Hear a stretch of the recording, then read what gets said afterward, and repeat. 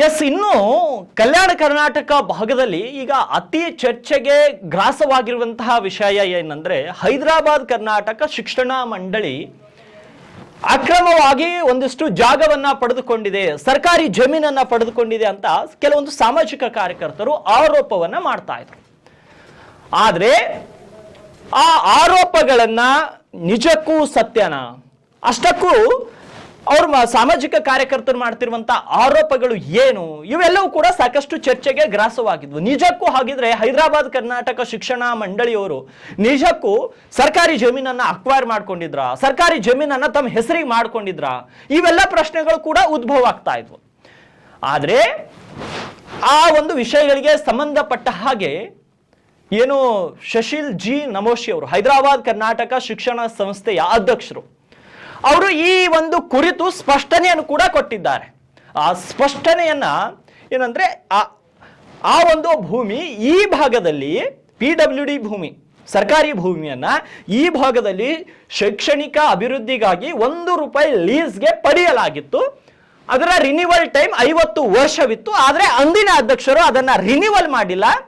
ಅದು ಅಲ್ಲಿ ಏನು ಕಮಿಷನರೇಟ್ ಏನು ಮಹಾನಗರ ಪಾಲಿಕೆ, ಕಲಬುರಗಿ ಮಹಾನಗರ ಪಾಲಿಕೆ ಇದೆ, ಅಲ್ಲಿ ಪ್ರೆಸಿಡೆಂಟ್ ಆಫ್ HK ಸೊಸೈಟಿಗೆ ಆ ಒಂದು ಜಾಗ ಮಾಟಿಗೆ ಅಂದ್ರೆ ಆ ಒಂದು ಜಾಗ ಹೆಸರಿಗಾಗಿದೆ. ಆದ್ರೆ ಅದನ್ನ ನಾವು ತೆಗೆಸುವಂತಹ ಪ್ರಯತ್ನವನ್ನ ಮಾಡ್ತಿದ್ದೇವೆ.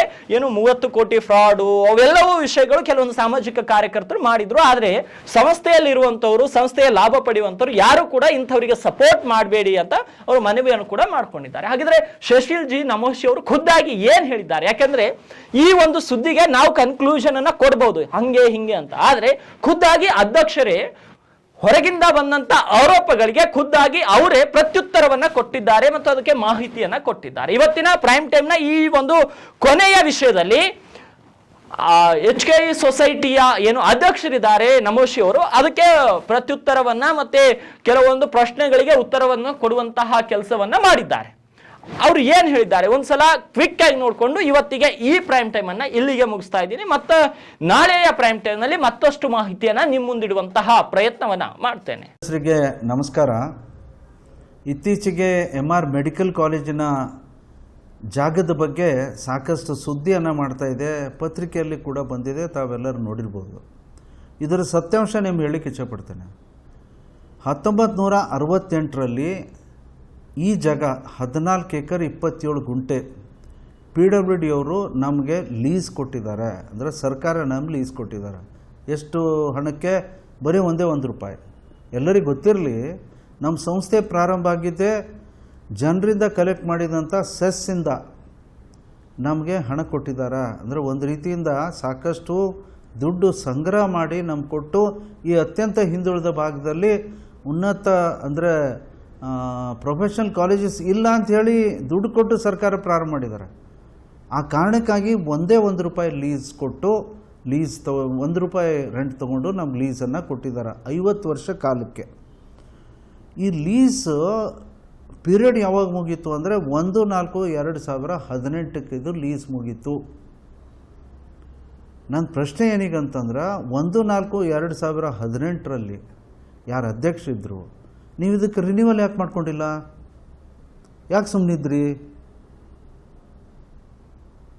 ಇದಾದ ಮೇಲೆ 2022ಕ್ಕೆ ಒಂದು ಪತ್ರ ಬರೀತಾರೆ. ಅವಾಗ ನಾವು ಇದನ್ನು ರಿನ್ಯೂ ಮಾಡಿಕೊಡ್ರಿ ಅಂತ ಕೊಟ್ಟು ಪರ್ಸ್ಯೂ ಮಾಡಿದಿದ್ರೆ ಬಹುಶಃ 1 ತಿಂಗಳಲ್ಲೋ 2 ತಿಂಗಳಲ್ಲೋ ಅದರ ಡೀಟೇಲ್ಸನ್ನು ಅವರೇನೋ ವಿವರ ಮಾಡಿ ಎಷ್ಟು ಕಟ್ಟ್ರಿ, ದುಡ್ಡು ಕಟ್ಟ್ರಿ ಅಂತ ಕೇಳ್ಬೋದಾಗಿತ್ತು.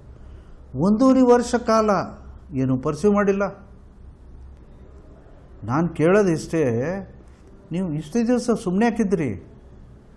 5 ವರ್ಷ ಕಾಲ ಬೇಕಾಗಿತ್ತಾ ಇದಿಷ್ಟು ಪತ್ರ ಅವ್ರು ತಗೊಂಡು, ಅಥವಾ ಒಟ್ಟಾರೆ ಈ ಸಮಸ್ಯೆಯನ್ನು ಬಗೆಹರಿಸಲಿಕ್ಕೆ? ಯಾಕೆ ರಿನ್ಯೂ ಮಾಡ್ಕೊಳ್ಳಿಲ್ಲ? ಅದಾದಮೇಲೆ 30 ಕೋಟಿ ಅವ್ರು ಲೆಕ್ಕ ಮಾಡಿ ಲೀಸ್ ಕಟ್ಟು ಅಂತ ಹೇಳ್ತಾರೆ. 30 ಕೋಟಿ ಸಣ್ಣ ಅಮೌಂಟ್ ಅಲ್ಲ. ಅದಕ್ಕೆ ನಾವೇನು ವಿನಂತಿ ಮಾಡಿದ್ದೀವೋ ಸರ್ಕಾರದ ಎಲ್ಲ ಹಂತದಲ್ಲಿ ಯಾರು ಸಂಬಂಧಪಟ್ಟವ್ರು ಎಲ್ಲರಿಗೂ ನಾನು ಭೇಟಿಯಾಗಿ ಅವ್ರ ಜೊತೆಗೆ ಇದ್ರ ಬಗ್ಗೆ ನಾನು ಮನವಿಯನ್ನು ಮಾಡಿದ್ದೀರಿ. ಖಂಡಿತ ನಾವು ಮಾಡಿಕೊಡ್ತೀವಿ ಅಂತ ಹೇಳಿದ್ದಾರೆ. ಇದನ್ನು ಕ್ಯಾಬಿನೆಟಲ್ಲಿ ರಿನ್ಯೂವಲ್ ಆಗೋ ಕೆಲಸ.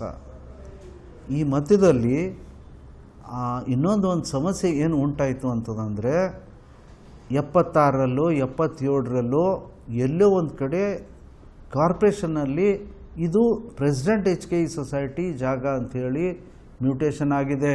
ಯಾಕಾಗಿದೆಯೋ ಗೊತ್ತಿಲ್ಲ, ಯಾರು ಮಾಡಿದಾರೋ ಗೊತ್ತಿಲ್ಲ, ಯಾವ ಕಾಗದ ಪತ್ರನೂ ಇಲ್ಲ.